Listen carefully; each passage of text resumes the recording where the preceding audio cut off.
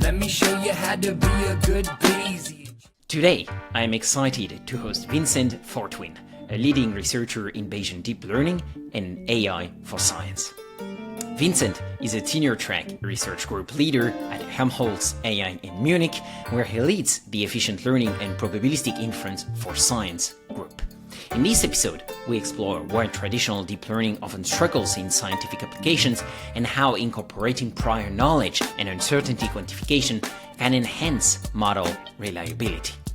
Vincent shares his insight on generative AI, meta-learning, and inference techniques like Laplace and subspace inference, explaining how they contribute to more efficient and robust AI models.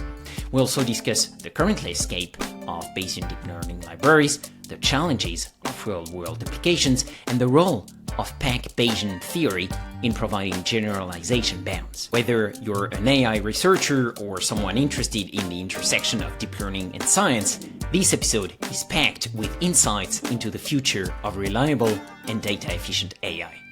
This is Learning Bayesian Statistics, episode 129, recorded November 22, 2024.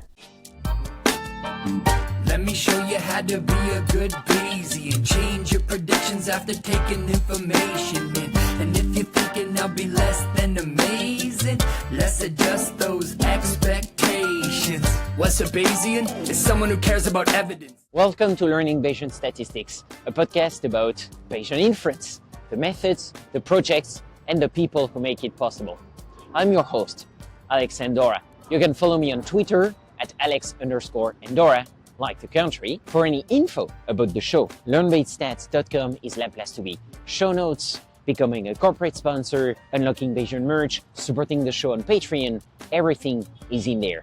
That's learnbayesstats.com. If you're interested in one-on-one mentorship, online courses, or statistical consulting, feel free to reach out and book a call at topmate.io/Alex_Andorra. See you around, folks, and best Bayesian wishes to you all. And if today's discussion sparked ideas for your business, well, our team at PIMC Labs can help bring them to life. Check us out at PIMC-labs.com. Hello, my dear Bayesians. Well, I hope that you are doing well, and before we dive into this episode, I want to thank some new patrons, namely Ijit Asik and Suyog Chandramuli. I hope I am not butchering your names, guys, but thank you so much for supporting the show on Patreon. Well, not exactly Patreon, actually on YouTube. You guys are the first ones to support the show on YouTube, on the Good Bayesian tier and above. So well done, guys, and thank you so much. Thank you so much not only for being the first one to support the show on YouTube, but to support the show, period. Really, as you know, this is exactly this support that makes the show possible. I pay for editing, I pay for everything with your support. Editing, hosting, recording, all that stuff that you don't see that goes into producing the episode. Well, I pay for that thanks to you guys' support, so thank you so much. Make sure to link your YouTube account to your Discord account, and that way you will be automatically added to the LBS Discord server. And, well, I can't wait to see you in there. And if other people are interested in supporting the show on YouTube, well, you can just go to the YouTube channel, LBS, Learn Bayes Stats. You look into that in YouTube, and then you will see a membership tab, and you'll have all the info in there. That should be super easy to set up with your YouTube account. You just link then your Discord account, and you're all done. So, on that note, thank you again, guys. I will see you in the Discord, and now, on to the show. Vincent Fortuin, welcome to Learning Bayesian Statistics. Hi Alex, great to be here. Yeah, thank you for taking the time. How was my Dutch pronunciation? Perfect, I mean impeccable. Although, I have to say there's this weird phoneme in Dutch that also I personally can't actually pronounce that well because I grew up in Germany. But it's definitely as close as I would come, so well done. I want to contribute more to baseball, and I keep trying, but we keep getting in the middle. My secret wish is that at one point I will find way to have to use amortized Bayesian inference for the Marlins, and then I can actually contribute to Baseflow for my job. So that's what I'm trying to do. But right now, I have to focus on other priorities. Still contributing to other open source packages, but yeah. Sorry about that, Marvin. I'm trying. That's perfectly fine. Yeah, sure. So I didn't have the most straightforward path. Like I started off studying biochemistry in my undergrad. And I don't know if you've ever been to a biochemistry lab. Like essentially it's this kind of place where you pipette little watery liquids into each other, and it takes you a week, and then you stick it into some machine that goes, you did it wrong, start from scratch. And so I'm caricaturing, but like I guess I was just a bit too clumsy for the experiment, so they never worked out, and I found that a bit frustrating. And I realized that I could handle computers much better than pipettes, so I moved on to bioinformatics. And when I did my master's in bioinformatics, it was just about the time when you would see all these papers that claimed that, all these algorithms that bioinformaticians had worked on for decades were essentially being beaten by deep learning solutions, right? So I wanted to be on the right side of history and moved into deep learning for my PhD. But what I realized was that a lot of this hype in AI for science was not really delivering on the promises they made, because like scientists really have a lot of prior knowledge about their field that they wanted to get into these models, and they also were really careful about like the kind of predictions they made, right? They didn't just want a high accuracy, but they want to have well calibrated predictions that they can really generate insight out of. And normal deep learning didn't quite fit the bill, right? And so that's how I got into Bayesian deep learning, where then the hope is, of course, to marry the expressive power of deep learning with all the promises that Bayesian statistics usually gives us, which is like putting in prior knowledge into the models and getting uncertainties and just like, optimal decisions under some sense. Okay, I see. That's super cool. I really like the meandering path. Like that, illustration of randomness, and a lot of good things actually come from randomness. So that's great. And so today, what are you focusing on? And what does it mean to be a researcher in Bayesian deep learning? Because to me, it sounds like the conjunction of three extremely highly rated SEO keywords. Yeah, for sure. I mean, there's definitely like a lot of the work that we're doing in our lab that's still on the method side and trying to be better at doing inference in these Bayesian models and trying to, just make them more reliable and robust. But we also look a lot into application areas like AI for science. So as I said, like my background was in science originally, so I'm still trying to follow through on that a little bit at least. And a particularly interesting area that we're looking at right now is sequential learning.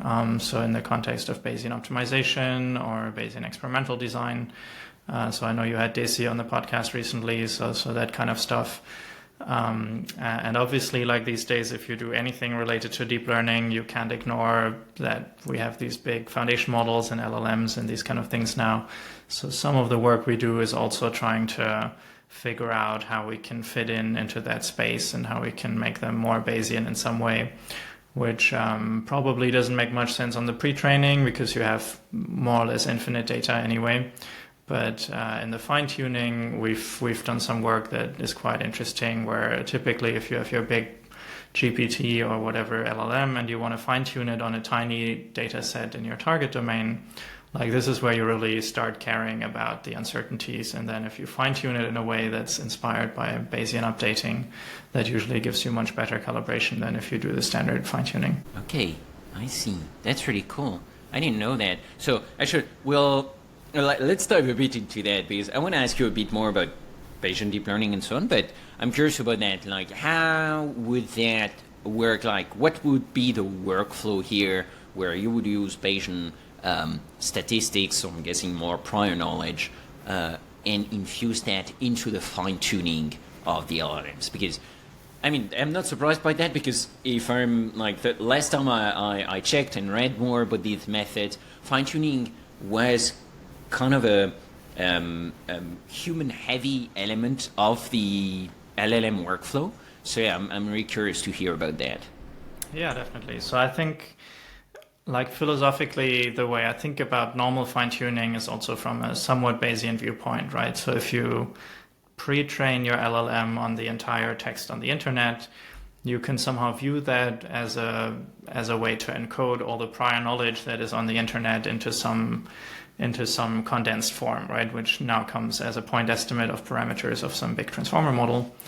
And then what you typically do these days in fine-tuning is this idea of parameter-efficient fine-tuning, right? So you actually keep this big model fixed, like the backbone, as people would say, and then you add these low-rank adapters like LoRa, or there's kind of more modern versions that are called Vera or whatever. But so what you end up doing is you have this big model with billions of parameters, but then you have your small adapters with like just a few million parameters that you fine-tune, and they actually guide the big model towards the task you care about. And so what we did is essentially like within these small parameter efficient adapters to then treat them in a Bayesian way, right? So like the big model is still just a fixed backbone of a point estimate, and that's essentially in some way our prior. But then we use these small adapter layers to do Bayesian inference, and because they're, like very small, as I said, like you can do Bayesian inference actually quite efficiently, as opposed to the big neural network or the big transformer where you couldn't do it. Okay, I see. This is awesome. I didn't know that was the case yet. So actually, could you now actually define, Bayesian deep learning? Maybe what's deep learning in comparison to machine learning, for instance, and what makes it Bayesian? Mm-hmm. Yeah, sure. So okay, I'm going to give you the more traditional view first, and then a second one that I prefer. So in the traditional sense, like if you think about what deep learning is, like it's essentially trying to learn functions that are parameterized by these artificial neural networks, right? So it's essentially an architecture that has an input layer where you put your data, and then it propagates through several layers. So that's where the deep comes from.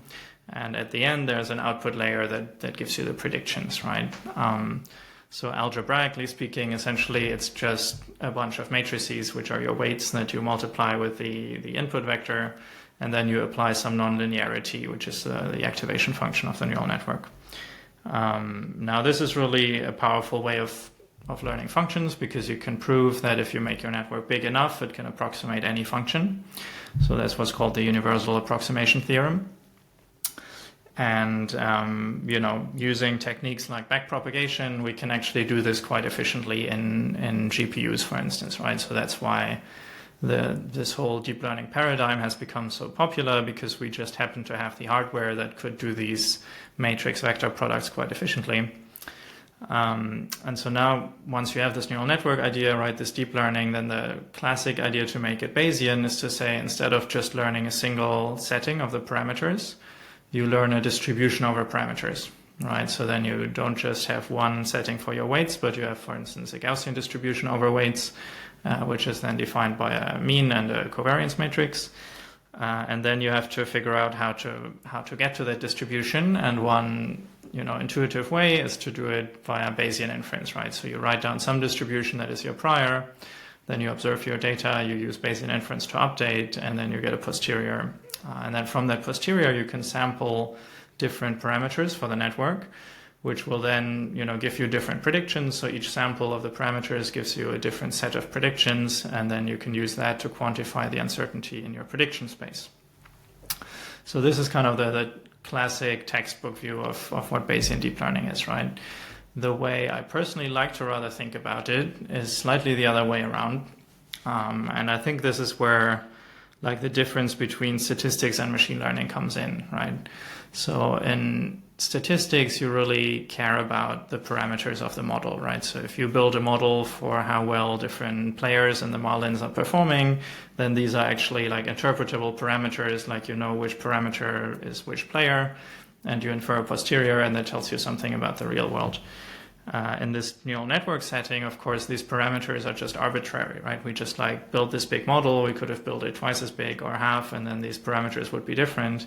But ultimately, what we care about is the function we're learning. So we're trying to learn a function that maps from inputs to outputs.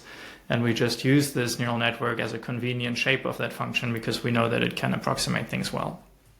And so that's how I kind of like to think about Bayesian deep learning, rather as Bayesian inference in the function space. So very similar to how a Gaussian process would work, right? So like in a Gaussian process, you essentially also have a distribution over functions, but it's a very restricted one because it's Gaussian, right? And in the Bayesian deep learning sense, you could say we have a very flexible distribution over functions because we know that these neural networks can essentially fit any function we want. And then the main thing we have to care about is like, how does our posterior and function space look like? And we don't really care about the parameters. They're just the means towards the end of getting a distribution over functions that fits our data well. Okay, very interesting. Because I was going to ask you, so we've talked already on the show several times about the fact that actually neural networks converge to Gaussian processes. And the way you described them was extremely close to what Gaussian processes are doing. So I was going to ask you what the difference is between, well, a deep neural network and a Gaussian process. It seems like they're really close to each other anyways. That's really cool to hear that. And for instance, for someone who would like to start using Bayesian deep learning, Bayesian deep neural networks in their work, which library would you recommend looking at? Yeah, so that's a good question. It's a bit of a pain point maybe. So like right now, I guess we have this issue that there isn't like one library that rules them all, kind of, right? So it's I think that's why you were mentioning the base flow right before. I think this is a great effort to try to put everyone on one chip. So in Bayesian deep learning, we currently don't have that. So we have different libraries for different types of inference. So there's a Laplace library in PyTorch that does Laplace inference quite well. That's something that I've worked with quite a lot. But there's also one that is called Tichy, which is doing MC-MC inference. And there's one that's called Bayesian Torch, which does variational inference. And all these libraries are essentially maintained by different people and need slightly different ways of defining your model. And the problem is really that a priori you don't actually know which is the right inference, right? So like if you really want to do stuff, you probably have to actually install all the three libraries and like try all of them. And of course, in practice, like most practitioners don't want to do this. So I think that's one of the main problems why, we have a lot of papers where we show academically that it can really make a difference, but then in the real world, people just don't want to go through that hassle of having to figure out what's the right library and stuff. And if they can just use normal deep learning in 2 lines of code, they don't want to spend more than that on Bayesian methods.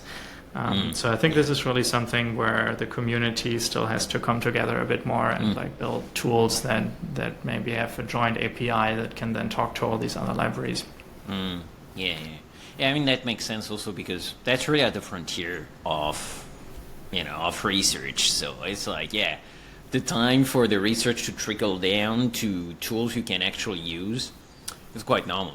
That's what happens with PyMC, for instance, which I'm one of the core developers of. It's like, for instance, if you take HSGP, so Helmholtz space decomposition of GPs, I think the time, that we read the paper, we understand it deeply, we implement a first version, we deploy it into PyMC, we make sure everything works and that doesn't break anything. It takes time, so it's like, and it's already quite fast, but it always take quite some time. But that's already, doesn't mean the alternative would be faster, right? So, so I'll link to these 3 libraries that you've named in the show notes anyways, for people who are interested. For sure, having to understand which method to use before, that's a pain point for practitioners because I'm guessing most of them are not specialized. They don't know, it's not that more than they don't want to. I'm guessing it's that they absolutely don't know how to do that. So that's for sure. And then the classic deep learning libraries, I guess these are PyTorch, TensorFlow, and I always forget the third one. You remember? JAX, I guess, is one of the big ones. Ah, yeah, of course, Jax. How can I forget Jax? I use it all the time with PyMC. Anyways, so that's these are good references for people to try out if they want to. You don't have the Bayesian stuff with that, but that's already something to get familiar with neural networks, I'd say.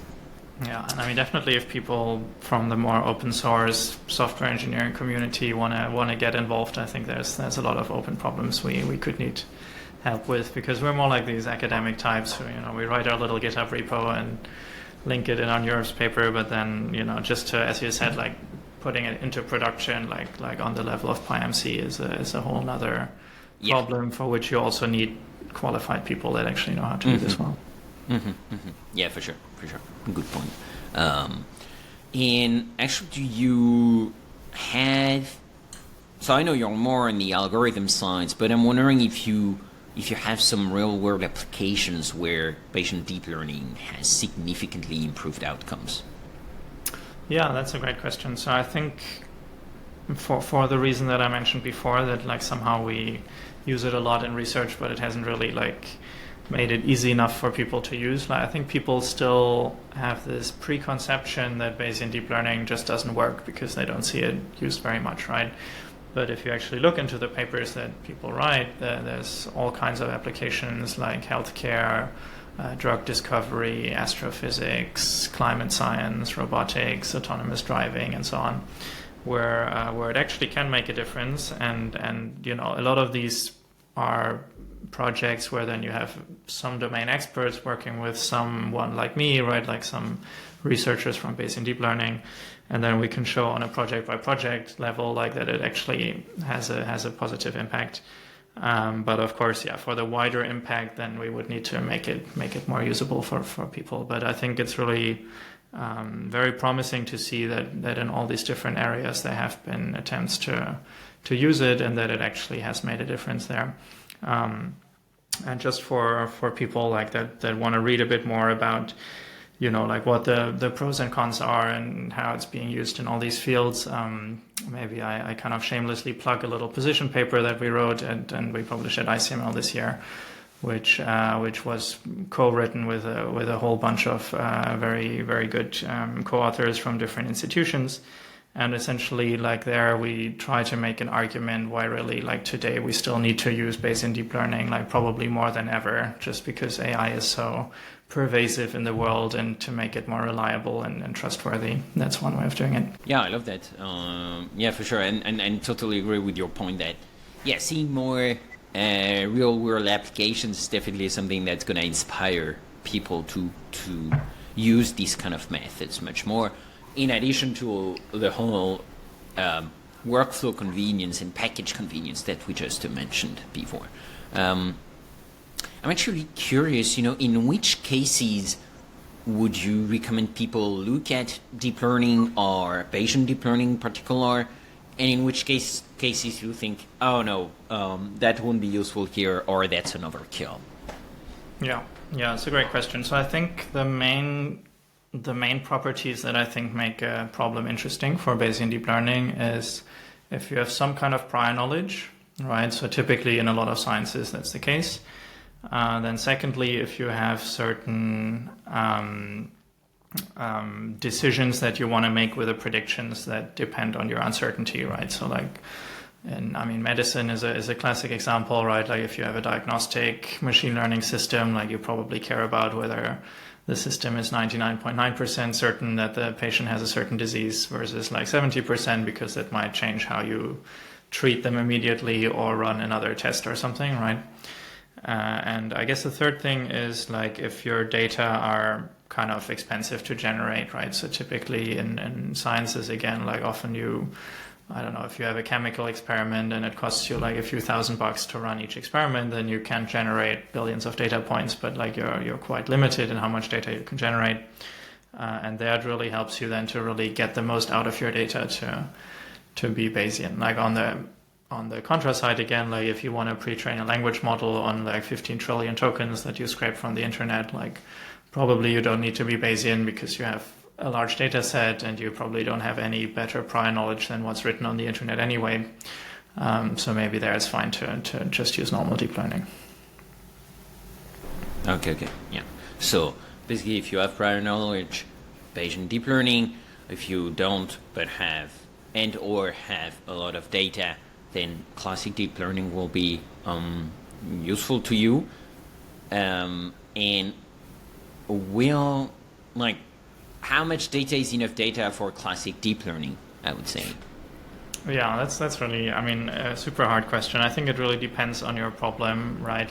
First it depends on the dimensionality. Obviously, if you have a one-dimensional problem, then probably if you have 100 data points, that's already like a lot in one dimension. But if you have a problem that's a million dimensional, then you need, more data points. And then it depends how complex your problem is. Like if it's just a binary classification, maybe you can do with quite a few data points to fit some decision boundary. But if you want to do 1,000 class classification, like an ImageNet or something, then you might need more data points, right? So I think it's very hard to give any off the mill number, but I definitely think if you look at your data and you randomly sample data points and they start looking very similar, then probably you have a lot of data, right? Like if you sample data points and they all look very different, then you're probably in the low data regime to some extent, and then maybe there it helps you more to be Bayesian. Okay. Yeah, and also, from what I understood from talking with Marvin and the Baseflow team, something that's very important for you to be able to apply at least amortized Bayesian inference, I don't know for the other methods, is the number of parameters, as you were saying, and dimensions in your model. For instance, most of my data is very hierarchical, and my models have tons of parameters and dimensions, and in these cases it seems like it's not very useful to use amortized Bayesian inference, because then, if I understood correctly, the neural network will be very hard to learn. Whereas if you have, as you were saying, something that's less dimensional but a lot of data, well then here that's a clearer use case. Am I summarizing that well? Yeah, I think for normal deep learning, that's definitely true. I guess in the Bayesian deep learning, it's always a question like how good your prior is, right? So in the, let's kind of, for the sake of argument, let's assume you actually already know what the solution is and you can write this down as a prior, then you don't need any training data and you already have a good posterior, right? So it also always depends on this. Like if your problem is very hard and high dimensional, as you say, but you actually already kind of know what the right solution probably is, and you just want to fine tune it a little bit to fit the last wiggles, then you can do that quite well. But yeah, if you don't know much a priori, then of course the more complex the problem is, the harder it will be to learn. Okay, yeah, I see. That's interesting for me to really understand that. And something you work on quite a lot is also something that's called data efficient AI. So I'm wondering what that is mainly, and if you could discuss your work in this, and especially if I understood correctly, there is a relationship between deep generative modeling and data efficient AI. Yeah, definitely. So the data efficiency is really what comes from this idea of having prior knowledge, right? As I just said, essentially, if you have a perfect prior, then you're maximally data efficient because you don't need any data and you already solve your problem. And this is really what in many scientific applications is quite useful, right? Like if as I said, in chemistry, it's very expensive to generate data, but on the other hand, you have a whole library full of chemistry books that tell you a lot about how that field works. Then the hope would be that you can extract some of that prior knowledge, put it in your model, and then you don't need to see as many data points to make progress. So the connection to generative AI is also quite interesting because in some level, Bayesian deep learning and generative AI are quite related in that they both model joint distributions. Now in the Bayesian deep learning case, you have the joint distribution between your parameters of the model and the predictions, right? While in the generative AI, you typically model a joint distribution over the data itself, so between inputs and outputs. But like because they both care about modeling joint distributions over different things, you can quite fruitfully exchange ideas between the two. So like typically the one way would be to say like we can actually use generative AI tools to do the Bayesian inference better. And that's maybe along the lines where people might say these days we have these powerful diffusion models for generative modeling, and we can use diffusion models now to model posteriors of Bayesian neural networks, for instance. And the other way is obviously the other way around, where you say like, let's take one of these big generative models and try to infuse it with some Bayesian prior knowledge to make it more data efficient, right? And so this is a bit like saying, yeah, if we already know what kind of antibiotics look like, and I want to build a diffusion model that can produce new target molecules that look like antibiotics, like maybe I can put some prior knowledge in there so it doesn't have to see as many of them to learn how to model that. Okay. Yeah, it's fascinating. I really like that. And it's all intertwined in everything you're doing, so that's so cool. And is that related to some... I thought about, like, I should maybe also mention, like, I did write another position paper on generative AI, so maybe we also put that in the show notes if people are interested. Oh, yeah. Yeah, for sure. That's going to be super interesting. Yeah. And how is that related to another interest of yours, that's meta-learning? How does that interact with your research, and what advancement have you observed in this area? Yeah, it's another good question, yeah. So essentially, as I said, like one of the main things in Bayesian deep learning is to have a good prior, right? So like the better your prior is, the better your whole like model is going to be, and it's going to be more data efficient and hopefully more calibrated. But writing down priors by hand can sometimes be challenging, right? So sometimes if you go to a medical doctor and you tell them, oh, like we're trying to build this model to predict some disease, like what's your prior? They might not be able to actually tell you that much that you can put in there. So one way to get these priors is to use meta-learning, which is essentially some way to look at other tasks that you've solved before that are similar to the problem you care about. And then you use the knowledge from those related tasks to make the performance in your target task better, right? So you can actually view meta-learning as a hierarchical Bayesian model where you have essentially like a distribution over tasks at the top level, and then you have like the different tasks as like different Bayesian inference problems, but you use the previous task knowledge to inform the prior on every new task you see. And so this is kind of how meta-learning can really help you get better priors. And then, of course, there's the other way around where you can actually say we can also use meta-learning as a tool to learn how to do Bayesian inference. And then that's, the amortized kind of inference idea that you mentioned that Marvin and others are working on, where you really meta-learn how to do the Bayesian inference, so you don't actually have to run the whole Bayesian inference routine, but you can use some like meta-learned neural network or something to do that inference for you. And for instance, one class of models that do something like that are neural processes, which are kind of a way of framing, Gaussian processes with neural networks. So that comes back to what we talked about earlier. And that's one of these meta-learning frameworks for Bayesian inference that we're also quite interested in my group. Okay, I see. So it's like, meta-learning would be learning about the models themselves. Am I understanding that right? Yeah, so meta-learning is really like you kind of try to look at some previous task and then say like, okay, now that I've solved this task, like what can I do better next time, right? So I think in the normal world, like you might think about, if you learn several languages, right? Like I know you speak different languages. Like I think every new language gets a little bit easier because you have all these previous ones, and you can kind of reuse some of that knowledge to have a better prior of what the next one might be like, right? Okay. I see. Interesting.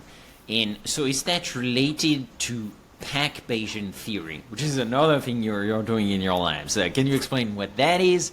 And basically why that's useful, why it's relevant to your work. Yeah. So it's not just moving on from meta-learning. Like there is a relationship, and I actually have a paper on using PAC-Bayesian theory for meta-learning.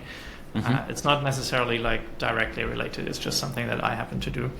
But maybe on a higher, more general level, I guess the idea of PAC-Bayes is it's one of these things where people try to marry like Bayesian and frequentist ideas, right? So I think in the past, there was kind of like in the early 20th century, like there were these kind of fights essentially between the frequentists and the Bayesians, and they were like solidly on different sides of statistics and arguing about things. But these days, I think it's actually like more ecumenical, right? Like people really try to use ideas from Bayesian statistics and from frequentist statistics and make them work where they work and use the others otherwise. And PAC-Bayes is a great example to combine these two. So PAC-Bayes essentially is a way to give you generalization bounds. All right, so you essentially have a model that you trained. Could be a Bayesian model, could actually be something else, and you try to ask the question based on the test error that you have, that you care, like what's kind of a bound, how bad that could be, right? So like how well will your model do on unseen data? And typically the form that these PAC-Bayes bounds take is to say, with a high probability over possible test data you might observe, the expected test error under your posterior will not be much larger than the expected train error under the posterior, right? So if you have your base posterior and you evaluate it on your training set and you get some numbers, so on MNIST maybe you get 1% or something, then the PAC-Bayes bound might tell you with like 95% probability your test error on unseen data might not be worse than 1% plus X, so it might be 2% or 3% or something.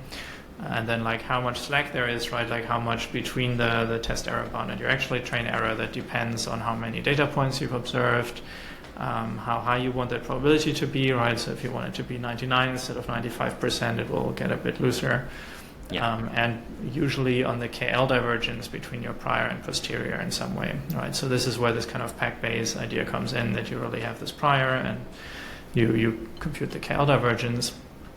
And I guess some of your listeners might now think, okay, if I say train error plus something like KL divergence, that sounds a bit like the elbow, right? The evidence lower bound in variational inference. And indeed, you can see it in a very similar way. So you can optimize a PAC-Bayes bound in the same way that you optimize the elbow and use it for model selection or to actually derive posterior measures. And whereas the elbow, like if you optimize it, will essentially give you the proper base posterior. With these PAC-Bayes bounds, you can get something like pseudo posteriors that are also Gibbs measures, right? So they have very similar mathematical form as a base posterior, but they might be more robust in certain ways because they deviate slightly. Because we've talked a bit about that, different algorithms for the Bayesian deep learning models. Can you give us a rundown of these algorithms and when they are useful for which cases? Yeah, definitely. So there's essentially a spectrum of, a trade-off between how expensive the algorithm is and how good it is, right? Like how well you fit the posterior. So on one side, we have things like Laplace inference, which I've been working on quite a lot recently, which is very cheap. So there, essentially, you just train your model as you would normally, right? So you optimize your log posterior typically, so you get a map estimate. Then you have a point estimate for your parameters. That's your neural network. And this is going to be your mean for the posterior. And then to get some distribution around it, you essentially have to approximate your Hessian. So you have to compute a second order derivative on the loss function. And that Hessian then gives you the covariance for your Gaussian approximation, right? So you just wrap a Gaussian around your optimized point estimate. And that sounds very crude, right? So like this clearly doesn't fit the entire posterior, but it turns out that it works quite okay, right? So like for how cheap it is, it's quite a decent approximation. And with the modern algebra frameworks, you can do this Hessian approximation quite fast. So this is something that these days people have actually successfully done even on GPT-2 or something, right? So you can really scale this up quite a lot. Now, if you want a slightly better posterior, you can do things like variational inference. So there you can choose a bit more freely what your posterior shape might be. So it doesn't have to be Gaussian. You can use some other distribution and then just optimize the elbow between your true posterior and your approximate one. And you can also do things like mixtures. Like if you believe that your posterior might be multimodal, you can actually like have a mixture distribution that you optimize.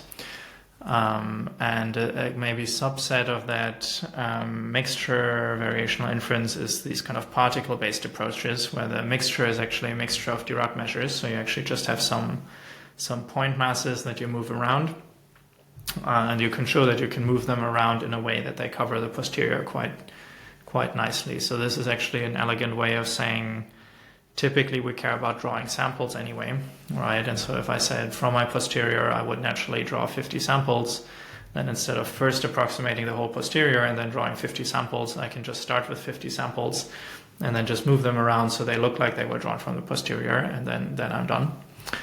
And that's quite related to deep ensembles, which is also slightly non-Bayesian like baseline that people often use in practice because it's easy to implement and easy to use. And so there's some kind of cool connections between how, like if you take a normal deep ensemble and you add some certain repulsive force between the ensemble members, then if you do that in the right way, it essentially recovers some base posterior.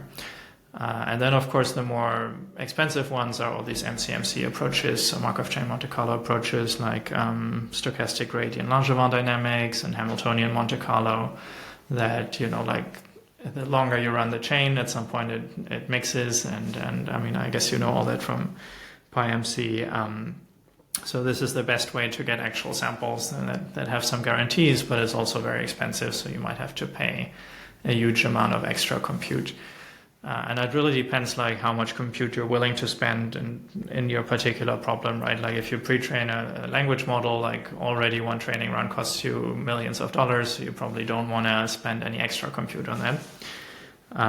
But if you're a medical researcher and you spend already half a year generating your data set, then maybe you don't care whether your neural network training now takes 1 day or 5 days or something, right? Like this is not the bottleneck in your project. So it really depends on what the application is, and sometimes if you can afford running more compute, then of course you should run the better inference. Yeah, for sure. That makes sense. And what are the latest advancements when it comes to, more efficient inference techniques for Bayesian deep learning? Yeah, I mean, a lot of them are still being developed, like the Laplace stuff I talked about. We definitely had a lot of papers recently, also some of them that I was involved in, that have kind of pushed the scalability by using all kinds of clever tricks from matrix-free linear algebra and all these things that you can do these days in cool frameworks. I think a general idea that's quite interesting is the idea of subspace inference.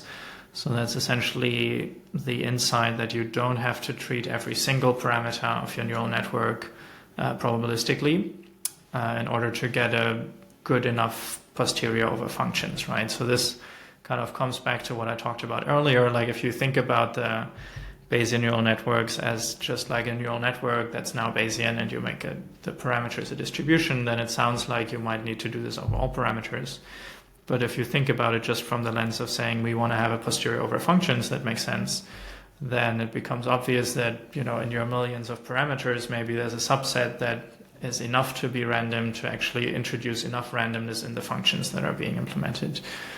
And so there's a lot of work that, for instance, just takes the last layer of the neural network or just the first layer or some sub-network inside the bigger neural network. And as I told you before, like in the case of language models, for instance, you can take the backbone and leave it fixed and frozen as a point estimate and then just have these small parameter efficient adapters that you treat as a Bayesian. So I think this is really like where you get a lot of efficiency gains, is to figure out like out of your huge neural network, like which subset of parameters do you need to treat in a Bayesian way to then make the function space posterior fit what your function should be. And then most of the other parameters you can just leave as point estimates. Okay, I see. Very interesting. So yeah, if you have any link to dive deeper into that for listeners and for myself honestly, leave that in the show notes, because I'm always curious to see these latest developments. Something I'm very excited about is the intertwining, I don't know if that's the word in English, but of initialization of the MCMC chains with neural networks. So normalizing flows, or the Pathfinder algorithm from Bob Carpenter, where you would use basically draws from Pathfinder or normalizing flows as the initialization of the MCMC chains, and that makes your sampling not necessarily faster because you still have to train a neural network, but sometimes when, like, if you have really a lot of data and MCMC is really slow, then that's definitely useful, especially if you can have access to GPU. And that also makes basically, especially the Pathfinder option, basically makes variational inference much more practical because it usually gives you much better answers. And then there is the normalizing flow initialization option that here, if you have GPU, that's definitely extremely helpful.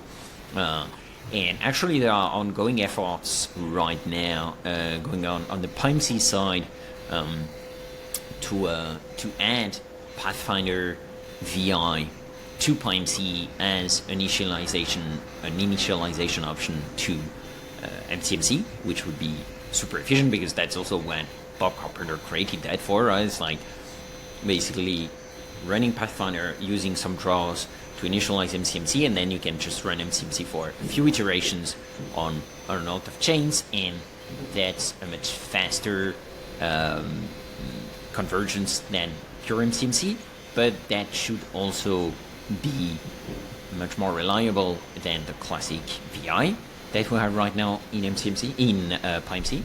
And then there is also ongoing effort by Adrian Zebold, in particular on the NetPy side, where he just added the ability to use normalizing flows as initialization for the MCMC inference on NetPy. And so you can already use that in your PIMC or STAN models to try that out. So definitely, I'll put the links in the show notes of that option, because the Pathfinder option on PIMC is still under development, so it's still a pull request, so not very useful to link to. But the NetPy thing with normalizing flow, that's definitely implemented already. So I'll put a link in the show notes to a discourse post that Adrian posted recently to explain how you can use that. And so I definitely encourage people to check that out. Also report to Adrian on any GitHub issue on NetPy if there are any problems, because that's really new. So in these cases, that's extremely useful for open source developers to hear from early adopters to fine-tune the details. Keep in mind, and you'll see that in the discourse post, that definitely GPU will help you a lot here, because you need to feed the neural network first. So yeah, don't expect any model to run in less than 10 minutes. But then, if your model is already bigger than that and takes much more time than that, then that could be a viable option. Yeah, cool. That sounds very good. Like, I should check that out. Yeah, that's really awesome, and I'll definitely link to that. Another question I have for you actually is related a bit to that, but what advancement do you foresee, and maybe also do you wish for, in making these AI models more reliable and data efficient? Yeah. I mean, definitely, as you probably guessed, like, I'm personally hoping that Bayesian deep learning can play a role in that, right? And I guess in our position paper that I mentioned before, like, we really tried to make this argument quite strongly. I think what's really, an issue is often we don't do a good job in communicating to people like what they need these uncertainties for, right? So I don't know if you have that in your consultancy and stuff, right? But like, I often talk to scientists, and then they're like, oh, we need this model to solve our task, and I'm like, okay, but if we make it Bayesian, I can also give you uncertainties. And then they're like, oh, but what should I get uncertainties for? I don't care. I just want like a good performance. And I think it's a bit unfortunate that in the communication we don't make them understand that it's really about downstream decisions, right? So like, we don't care about uncertainties for their own sake, but we care about making good decisions in the real world. And as I said before, like often you really need the uncertainty to make the decision, right? Like if you're a doctor and you have a patient, like you need to understand whether my algorithm is giving you like a 99.9% accurate prediction or whether it's just like a 80-20 kind of guess, in which case, like in the latter, you probably want to do another test or something, right? And, you know, the problem is that as long as we don't communicate this, then people also won't have an intrinsic motivation to try our methods. So I think this is really something that maybe as a community we could be a bit more kind of like better at communicating, right? That we really don't care about uncertainties just because we want to have nice likelihood numbers in our tables, but we care about making good decisions in the real world. And as long as people care about this, then I mean, I'm also happy if they find other ways to serve that purpose, right? Like as I said before, like frequentist methods can also work quite well, and if people want to use conformal prediction for some specific task where that works well, then I'm not going to force them to do a Bayesian thing, right? I think as long as people actually start thinking more about like why do I need reliable predictions, what do I use them for, and how expensive is my data, can I maybe get more out of the small data set that I paid a lot of money for, then I think, you know, like then I'm happy. And if they, you know, I hope that most of them will find that Bayes is a good way of doing this. But some of them might find a different way, and that's also fine. Yeah, in the end, whatever works, right? that's important. It's better to have a good enough model than no model at all. Right? So, yeah, for sure. So to play us out, I'm wondering if you have any advice to offer to those looking to pursue a career in topics you're working on, so whether deep learning or probabilistic inference? Yeah, definitely. I mean, I think, you know, one of the big advice that I always give my students is to really focus on the foundations. So I like to tell this anecdote. When I started my PhD, like everyone was crazy about GANs. I don't know if you remember that. So like these generative adversarial networks, that was the time where you know, they were everywhere and there were like hundreds of papers about them. And so when I started my PhD, some people were like, oh, you should really get into GANs, right? You should like learn about that in detail and learn all the tricks to train them and whatever, which I didn't do. And I'm guessing if I had done, like none of this would be relevant anymore, right? Because like these days people don't use GANs anymore. People use diffusion models, and you know, that's going to be the next thing, right? But I think in contrast to that, if you look at things like Bayesian inference, like that's been used for 200 years and people still use it, and it's still an important thing to understand. So I think if people focus more on these like big ideas, right, these really like these foundational things, rather than the latest trends and fads, I think that serves a much better purpose. And I understand that these days a lot of people are quite excited about language models and stuff, but you know, like who knows how long we still care about them in this particular way, right? Like maybe next year someone comes along and develops some cool new architecture that's very different from a transformer, and suddenly like everyone does language models differently, or people stop doing autoregressive language modeling and use diffusion for language or whatever.